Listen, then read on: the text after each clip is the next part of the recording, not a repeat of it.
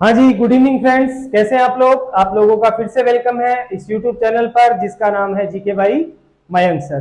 दोस्तों, यहाँ पर हम राजस्थान का इतिहास कर रहे हैं और राजस्थान के इतिहास में हमारा जो टॉपिक चल रहा है वो चल रहा है मारवाड़ का इतिहास और मारवाड़ का राठौड़ वंश। ठीक है, इसमें हम पहले 4 क्लास ले चुके हैं। ये हमारी फाइनल क्लास रहेगी। इस क्लास में हम इस वंश का द एंड कर देंगे। ठीक है, हमने लास्ट क्लास में महाराज विजय सिंह तक का इतिहास पढ़ा था। ठीक है, विजय सिंह की जो मृत्यु है वो 1793 में हो जाती है। ठीक है, तो विजय सिंह के बाद में जो नेक्स्ट इस वंश में शासक आ रहा है उसका नाम है भीम सिंह। ठीक है, और भीम सिंह का जो शासनकाल है वो 1793 से लेकर 1803 तक आपको देखने को मिलेगा। भीम सिंह के बारे में देखो मेन क्या बातें ध्यान रखनी है। तो भीम सिंह जो था ये उग्र एवं क्रूर स्वभाव का था। ठीक है, उग्र एवं क्रूर स्वभाव का था। सिंहासन पर बैठते ही इसने अपने सारे सौतेले भाइयों को मार डाला। ठीक है, बस इसका एक छोटा भाई था जो इसका सगा भाई था मान सिंह। मान सिंह को छोड़ दिया, बाकी जितने भी भाई थे सारे भाइयों को इसने मार डाला, उनकी हत्या कर दी। ठीक है, भीम सिंह के बारे में अगर और बात की जाए तो भीम सिंह ने अजीत सिंह का स्मारक पूरा करवाया। अजीत सिंह का स्मारक पूरा करवाया। ठीक है, और ये जो अजीत सिंह के स्मारक का जो निर्माण है ये महाराजा अभय सिंह के समय शुरू हुआ था। अभय सिंह वही खेजड़ली कांड वाला पिछली क्लास में हमने पढ़ा था। तो ये जो अजीत सिंह का स्मारक है ये अभय सिंह के काल में बनना प्रारंभ हुआ था और इसको बनाकर पूर्ण किसने करवाया? भीम सिंह ने करवाया। इसके अलावा भीम सिंह में से आपको भीम सिंह के दरबारियों के नाम ध्यान रखने। भीम सिंह के 2 दरबारी हैं। पहला दरबारी है हरवंश भट्ट। हरवंश भट्ट, हरवंश भट्ट जो है इसकी रचना आपको ध्यान रखनी है भीम प्रबंध। हरवंश भट्ट की रचना है भीम प्रबंध। और दूसरा जो इसके दरबार में दरबारी था उसका आपको नाम याद रखना है कवि कर्ण। कवि कर्ण, और कवि कर्ण की जो रचना है वो है अलंकार समुच्चय। ठीक है, भीम सिंह की मृत्यु 1803 में हो जाती है। ठीक है, लेकिन अभी भीम सिंह को थोड़ा सा आप याद रखना। भीम सिंह के बाद जो अगला शासक बन रहा है वो मान सिंह बन रहा है। ठीक है, भीम सिंह का ही छोटा भाई है मान सिंह, वो अगला शासक बन रहा है 1803 में। तो हम बात करेंगे मान सिंह की। ठीक है, भीम सिंह को एक बार याद रखना, अभी थोड़ा सा इसका रोल है। तो नेक्स्ट जो शासक आ रहा है इस वंश में वो आ रहा है मान सिंह। ठीक है, मान सिंह। मान सिंह का जो शासनकाल है वो 1803 से लेकर 1843 तक का आपको देखने को मिलेगा। मान सिंह के बारे में अगर बात की जाए तो मान सिंह के समय की जो मुख्य घटनाएं हैं उसमें पहली घटना आपको याद रखना है कृष्णा कुमारी विवाद। कृष्णा कुमारी विवाद। अब ये कृष्णा कुमारी विवाद क्या है? तो देखो इस विवाद में 3 पक्ष हैं, तीनों को आपको ध्यान रखना है। देखो एक तो है मेवाड़, ठीक है, दूसरा है मारवाड़ और तीसरा है जयपुर। ठीक है, आमेर कहा जाता था इसको। इन 3 का आपको ध्यान रखना है। ठीक है, अब देखो ये जो मेवाड़ है, मेवाड़ का शासक था भीम सिंह। ये राणा भीम सिंह है। ठीक है, मारवाड़ का जो शासक था 1803 से पहले मान सिंह का भाई भीम सिंह, तो मारवाड़ का शासक भी था भीम सिंह। ठीक है, राव भीम सिंह कह दो या महाराजा भीम सिंह कह दो, ये मारवाड़ का शासक था। ठीक है, मेवाड़ में भी भीम सिंह है, मारवाड़ में भी भीम सिंह है। अब ये जो मेवाड़ वाला भीम सिंह है इसकी पुत्री है, इसकी पुत्री का नाम है कृष्णा कुमारी। कृष्णा कुमारी। ठीक है, इस कृष्णा कुमारी का रिश्ता मारवाड़ के भीम सिंह के लिए गया। ठीक है, कृष्णा कुमारी का जो विवाह का रिश्ता है, प्रस्ताव है, वो भीम सिंह के साथ में हुआ। भीम सिंह के साथ में इसकी सगाई भी हो गई। ठीक है। कुछ टाइम बाद में भीम सिंह की 1803 में मृत्यु हो जाती है। ठीक है। तो अब जब दूल्हा ही नहीं रहा तो फिर दुल्हन क्या करेगी? तो मेवाड़ वाला जो भीम सिंह है, ये इस कृष्णा कुमारी का रिश्ता भेज देता है आमेर के शासक जगत सिंह सेकंड के पास। ठीक है। आमेर के शासक जगत सिंह के पास में इसका रिश्ता पहुंच जाता है। ठीक है। अब ये जो भीम सिंह है, भीम सिंह का भाई मान सिंह, ठीक है, तो भीम सिंह का जो भाई मान सिंह है वो भी कृष्णा कुमारी से विवाह करना चाहता है। अब ये चाहता है कि भाई अगर मेरे भाई के पास रिश्ता आया था तो उसके बाद में अब ये रिश्ता मेरे पास आना चाहिए। ठीक है। तो मान सिंह भी कृष्णा कुमारी से विवाह करना चाहता है। इसी चीज को लेकर मान सिंह और जगत सिंह के बीच में एक युद्ध हो जाता है जिसका नाम है गिगोली का युद्ध। गिगोली का युद्ध। और ये युद्ध हो रहा है 1807 के अंदर। और ये युद्ध कहां हो रहा है? तो ये युद्ध हो रहा है पर्वतसर। पर्वतसर पड़ता है नागौर में। ठीक है। ये युद्ध किस किस के बीच हो रहा है? तो ये युद्ध हो रहा है मारवाड़ वर्सेज आमेर के बीच में, मारवाड़ वर्सेज जयपुर के बीच में। मारवाड़ का शासक है मान सिंह और जयपुर का शासक है जगत सिंह। इन दोनों के बीच में गिगोली का युद्ध हुआ है 1807 में। जगत सिंह की सहायता जो है वो अमीर खां पिंडारी कर रहा है। अमीर खां पिंडारी। ठीक है। टोंक में आगे जाकर ये स्वतंत्र रियासत का गठन करेगा और तीनों पक्षों को खूब लूटेगा। अमीर खां पिंडारी जयपुर को भी लूटेगा, मारवाड़ को भी लूटेगा, मेवाड़ को भी लूटेगा। तीनों की फूट का फायदा उठाएगा। तो जगत सिंह ने अमीर खां पिंडारी की सहायता से गिगोली का युद्ध जीत लिया। ठीक है।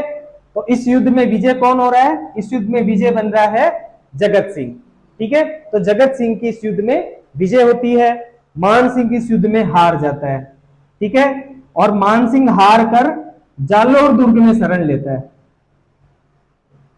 जालोर दुर्ग में शरण ले लेता है। यह क्वेश्चन पूछा गया है कि गिगोली के युद्ध में हारने के पश्चात मान सिंह ने किस दुर्ग में शरण ली? तो जालोर दुर्ग में इसने शरण ली थी।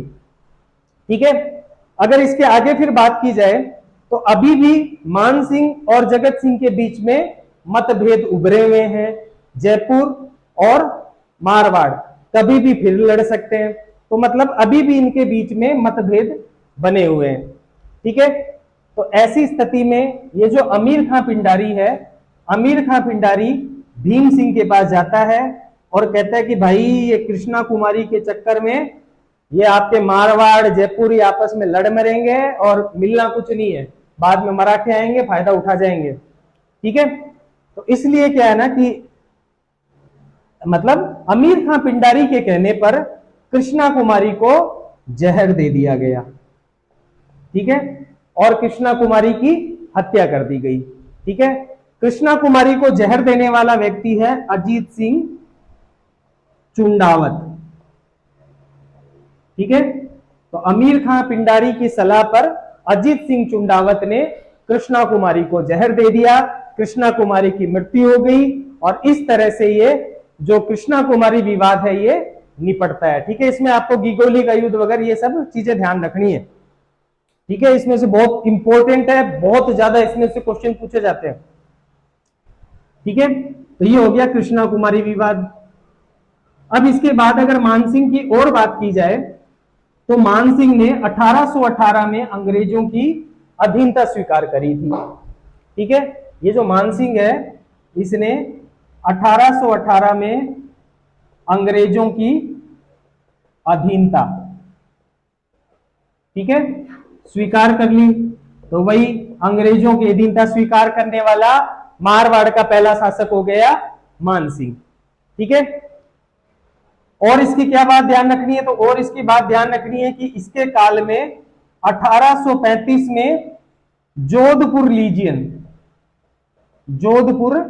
लीजियन का गठन हुआ। ठीक है। जोधपुर लीजियन के अगर मुख्यालय की बात की जाए तो इसका मुख्यालय था एरिनपुरा, एरिनपुरा पाली। ठीक है, और इस जोधपुर लीजियन का जो गठन हुआ है ना, वो मारवाड़ के खर्चे पे हुआ है, मारवाड़ के खर्चे पर हुआ है, और अंग्रेजों के द्वारा इस जोधपुर लीजियन का गठन किया गया है। ठीक है, और अगर मानसिंह की बात करें तो मानसिंह के गुरु का नाम आपको ध्यान रखना है, इसके गुरु का नाम है आयस देवनाथ। ठीक है, या इनको नाथ मुनि भी कहा जाता है। ठीक है, आयस देवनाथ, आयस देवनाथ इनके गुरु थे, और इन्हीं से ही मानसिंह ने नाथ संप्रदाय की दीक्षा ली। ठीक है, नाथ संप्रदाय की दीक्षा ली। अब ये जो आयस देवनाथ है, नाथ मुनि है, इनकी हत्या, इन नाथ मुनि की जो हत्या है वो अमीर खां पिंडारी द्वारा होती है। अमीर खां पिंडारी इनकी हत्या कर देता है। ठीक है, और अगर बात की जाए मानसिंह की तो आपको मानसिंह के निर्माण कार्य ध्यान रखने हैं। ठीक है, मानसिंह के निर्माण कार्य, इसमें से भी काफी क्वेश्चन पूछे जाते हैं। तो मानसिंह के निर्माण, निर्माण में आपको ध्यान रखना है, पहला निर्माण इसका है कि इसने महामंदिर का निर्माण करवाया। महामंदिर का निर्माण, महामंदिर का निर्माण कहां कराया है? जोधपुर में। और ये जो महामंदिर है ये नाथ संप्रदाय की पीठ है, नाथ संप्रदाय की पीठ है महामंदिर। ठीक है, और अगर बात की जाए तो इसने सीरे मंदिर का निर्माण करवाया। सीरे मंदिर सब जोधपुर में करवा रहा है। तीसरा इसने निर्माण करवाया उदय मंदिर का। ठीक है, चौथा इसने निर्माण करवाया मान प्रकाश पुस्तकालय, मान प्रकाश पुस्तकालय का निर्माण करवाया, पुस्तकालय का निर्माण करवाया है। और यह निर्माण इसने करवाया है मेहरानगढ़ दुर्ग में, मेहरानगढ़ दुर्ग में इसका निर्माण करवाया है। और नंबर 5 पर अगर बात की जाए तो मानसिंह का जो काल है वो मेवाड़ चित्रकला का स्वर्ण काल है। ठीक है, सॉरी मारवाड़, मारवाड़ या जोधपुर चित्रकला का स्वर्ण काल किसे कहा जाता है? तो मानसिंह का जो शासन काल है वो मारवाड़ या जोधपुर चित्रकला का स्वर्ण काल कहा जाता है। ठीक है, इसके अलावा अगर हम बात करें तो आपको मानसिंह के ग्रंथ याद रखने हैं कि मानसिंह के कौन कौन से ग्रंथ हैं। तो मानसिंह के अगर ग्रंथों की बात की जाए तो पहला ग्रंथ हो जाएगा इसका नाथ चरित्र, नाथ चरित्र। दूसरा ग्रंथ हो जाएगा जालंधर चरित्र। तीसरा ग्रंथ हो जाएगा नाथ संहिता, नाथ संहिता। और चौथा ग्रंथ हो जाएगा नाथ प्रशंसा।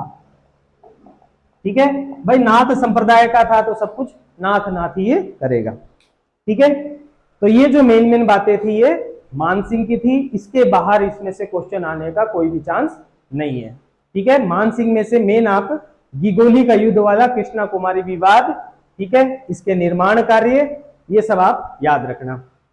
ठीक है, मानसिंह के बाद में नेक्स्ट जो शासक आ रहा है उसका नाम है तख्त सिंह। ठीक है, देखो मानसिंह जो था, मानसिंह के खुद के कोई औलाद नहीं थी, तो मानसिंह का गोद लिया हुआ पुत्र था तख्त सिंह। तख्त सिंह जो है ये मानसिंह का गोद लिया पुत्र था। इसका जो शासन काल है 1843 से 1873 तक आपको देखने को मिलेगा। ठीक है, तख्त सिंह जो था ये मान सिंह का गोद लिया पुत्र था। मान सिंह के देखो खुद के कोई संतान नहीं थी, गोद लिया पुत्र था। ठीक है, ईडर गुजरात का था।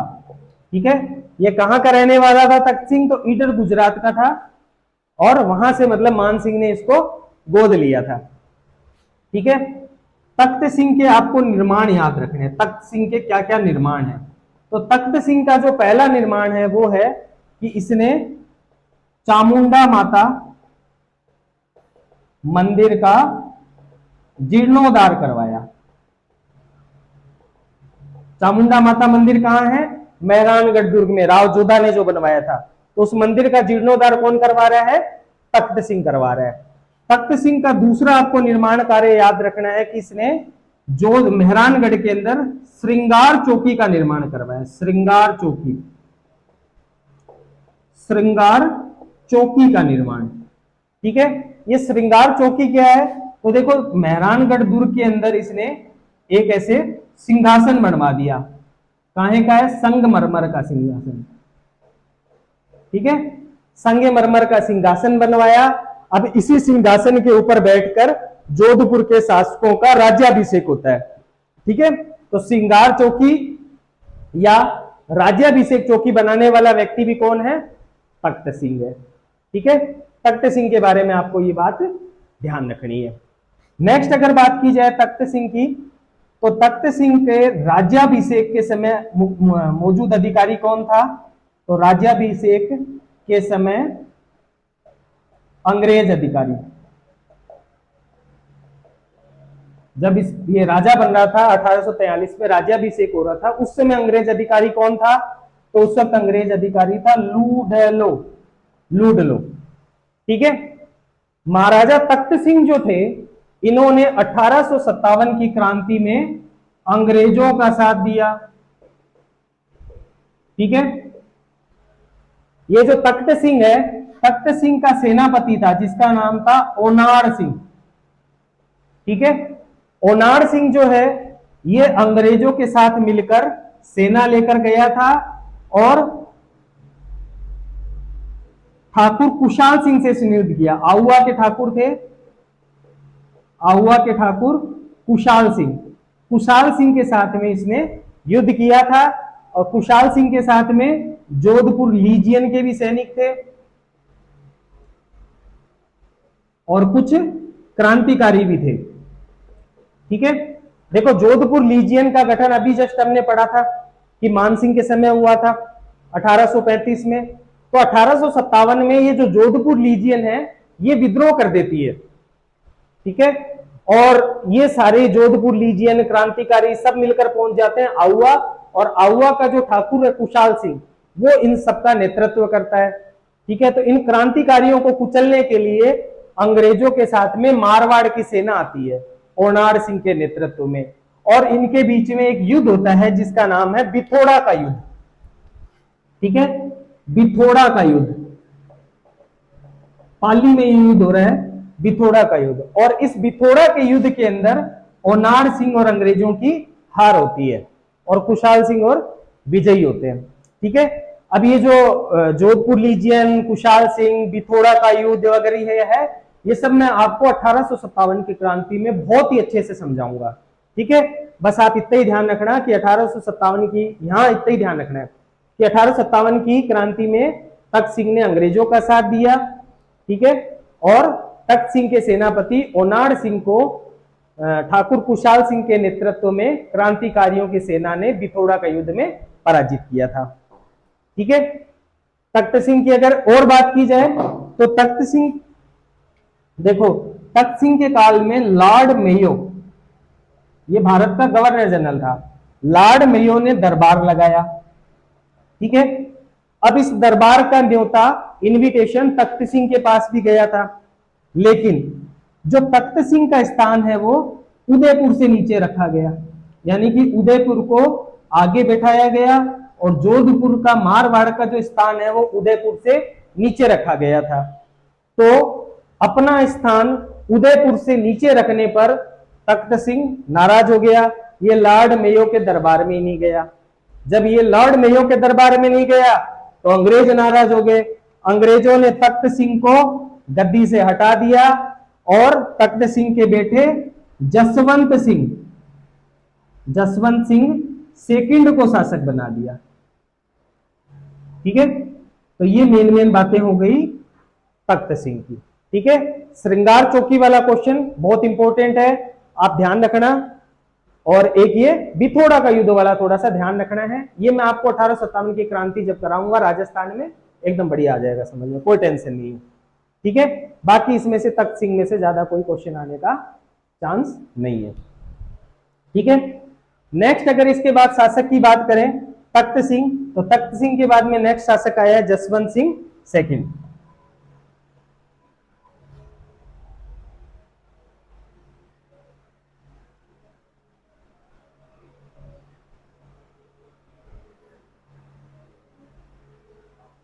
तख्त सिंह के बाद में नेक्स्ट शासक आ रहा है जसवंत सिंह सेकंड। जसवंत सिंह सेकंड का शासनकाल है 1873 से लेकर 1895 तक का इसका शासनकाल आपको देखने को मिलता है। ठीक है, जसवंत सिंह के प्रधानमंत्री का नाम है सर प्रताप सिंह। ठीक है, इसके दीवान का नाम है फजुल्ला खां, फजुल्ला खां। ठीक है, और ये जो जसवंत सिंह है इसकी दासी या पासवान इंपॉर्टेंट है, इसका नाम आपको याद रखना है नन्ही जान या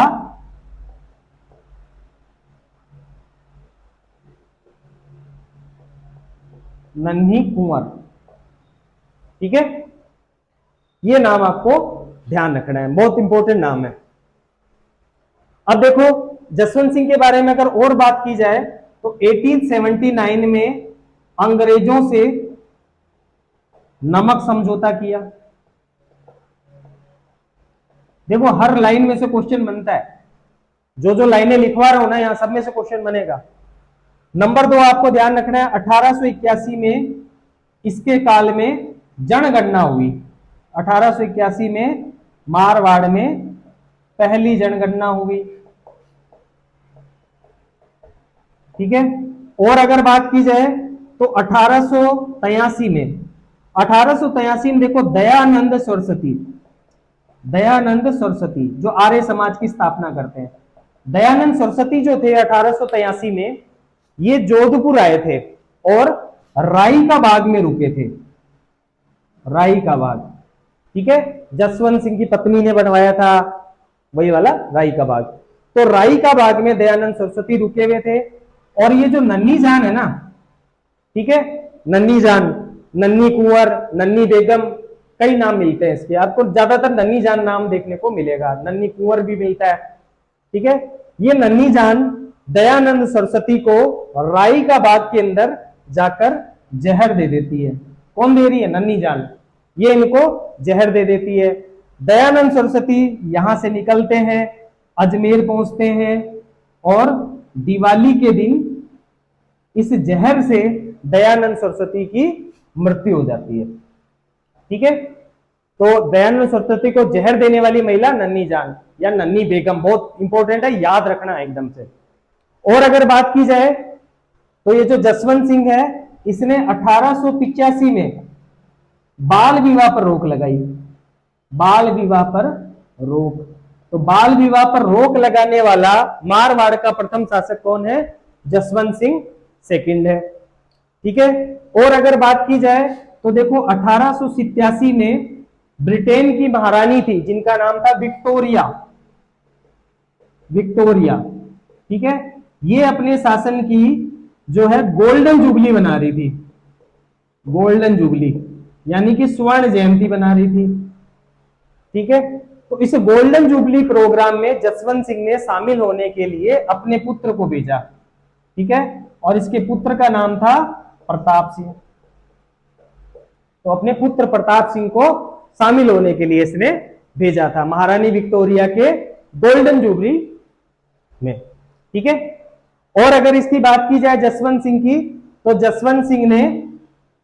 जसवंत सिंह के काल में मारवाड़ में नगर पालिका की स्थापना हुई, नगर पालिका की स्थापना हुई।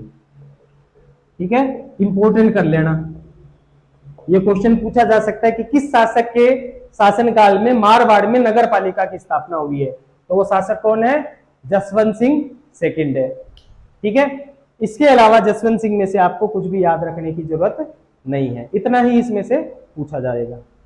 ठीक है, जसवंत सिंह के बाद अगर हम बात करें तो नेक्स्ट जो शासक आ रहा है वो आ रहा है सरदार सिंह। ठीक है, सरदार सिंह देखो छोटा सा है, 3-4 क्वेश्चन बनते हैं लेकिन बहुत ही इंपॉर्टेंट क्वेश्चन बनते हैं और एग्जाम में सरदार सिंह में से बहुत ही क्वेश्चन पूछे जाते हैं, बार बार पूछे जाते हैं। ठीक है, तो नेक्स्ट जो शासक आ रहा है वो आ रहा है सरदार सिंह, महाराजा सरदार सिंह। सरदार सिंह का जो शासनकाल है वो है 1895 से लेकर 1911 तक का। ठीक है, सरदार सिंह की मेन बात क्या होगी कि इसके समय जोधपुर को पोलो का घर कहते थे, पोलो का घर। ठीक है, और ये क्वेश्चन कितनी बार पूछा गया है मुझे भी याद नहीं है। ठीक है, पोलो का घर कहते थे, यानी इसको टाइम में पोलो बहुत खेला जाता था, घोड़े पे बैठ के मारते ना डंडे से, वो वाला गेम।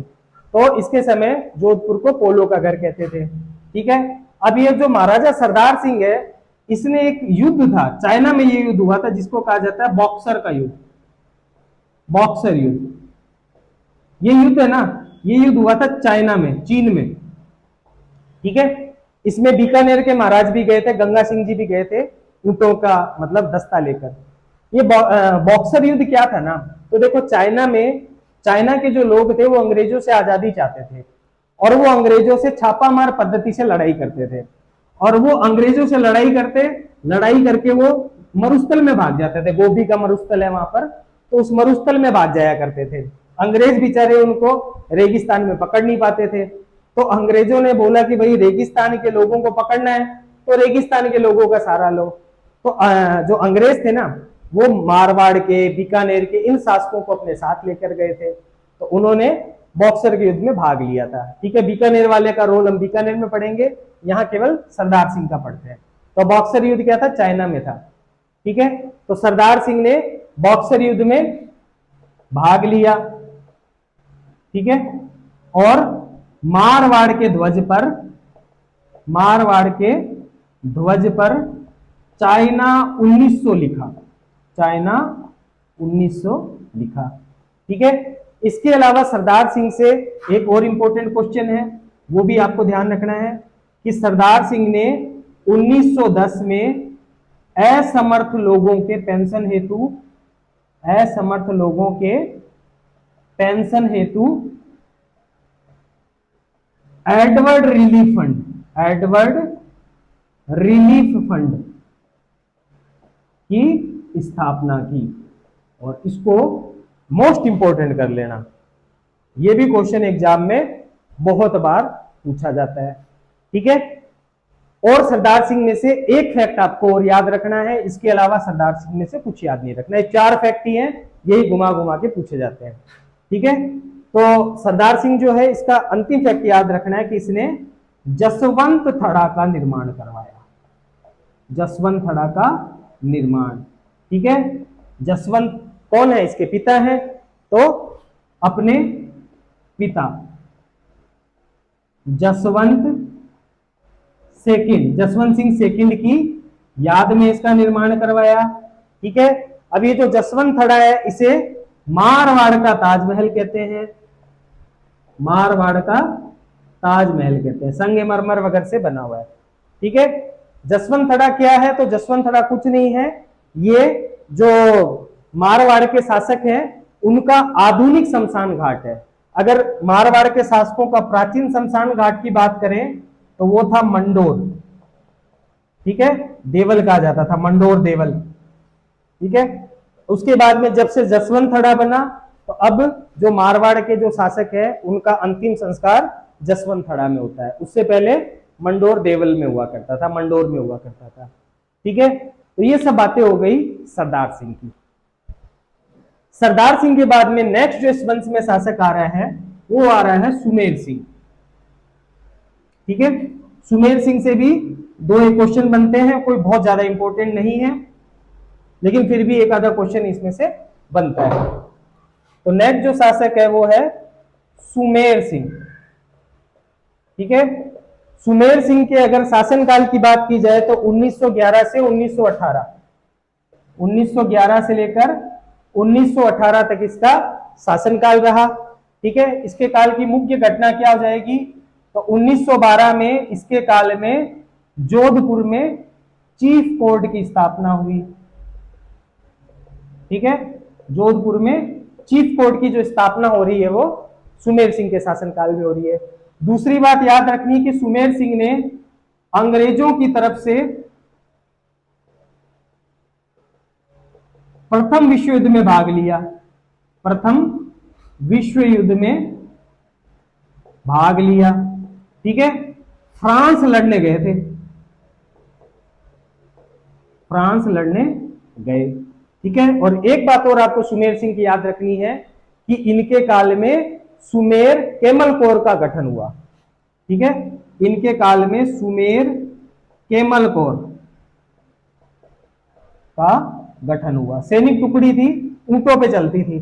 सुमेर केमल कोर का गठन इनके काल में हुआ। ठीक है। सुमेर सिंह के बाद में अगर हम बात करें तो नेक्स्ट जो शासक आ रहा है इस वंश में उसका नाम है उमेद सिंह, महाराजा उमेद सिंह।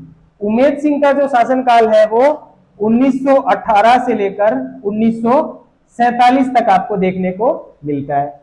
उमेद सिंह की अगर मुख्य मुख्य बातें की जाए तो इसने 1929 में चीतर पहाड़ी पर चीतर पैलेस या उमेद पैलेस, चित्र पैलेस या उमेद पैलेस की नींव रखी। ठीक है। अब ये चित्र पैलेस या उमेद पैलेस जो है इसके वास्तुकार कौन है, तो इसके दो वास्तुकार हैं, आपको नाम ध्यान रखना है। पहला जो वास्तुकार है उसका नाम है विद्याधर भट्ट, विद्याधर भट्ट। और दूसरा जो इसका वास्तुकार है उसका नाम है S Jacob, Samuel Stuart Jacob. ठीक है। Samuel Stuart Jacob, S Jacob, ये दो जनों का नाम आपको ध्यान रखना है। और अगर उमेद सिंह की बात की जाए तो देखो इसके काल में 10 मई 1939 को, ठीक है, सॉरी 10 मई 1933 को मारवाड़ का नाम जोधपुर पड़ा। ठीक है। तो मारवाड़ का नाम जोधपुर किसके काल में पड़ा है, उमेद सिंह के काल में पड़ा है 10 मई 1933 को। ठीक है। और अगर उमेद सिंह की बात की जाए तो उमेद सिंह के काल में ही 24 जुलाई 1945 को जोधपुर विधानसभा की स्थापना हुई। ठीक है। तो ये जो 3 फैक्ट है ये आपको उमेद सिंह में से याद रखना है। इसके अलावा उमेद सिंह को पढ़ने में कोई मतलब नहीं है, इसके बाहर नहीं जाएगा, विश्वास रखो। ठीक है।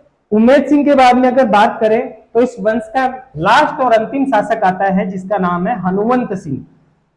ठीक है। हनुमंत सिंह।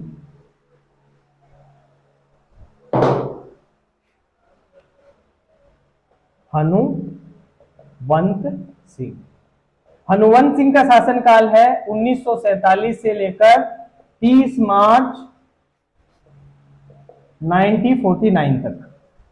ठीक है। अब देखो ये जो हनुवंत सिंह था ना, ये भोपाल के नवाब से मिलकर भोपाल के नवाब के साथ मिलकर पाकिस्तान जाना चाहता था।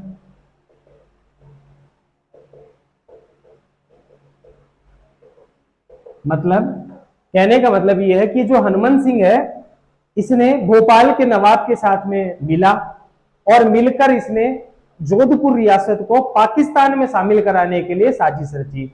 यानी कि ये जो हनुमंत सिंह है ये पाकिस्तान में मिलना चाहता था, इसीलिए भोपाल के नवाब के साथ ये इसने दोस्ती करी और जाकर ये जिन्ना से मिला।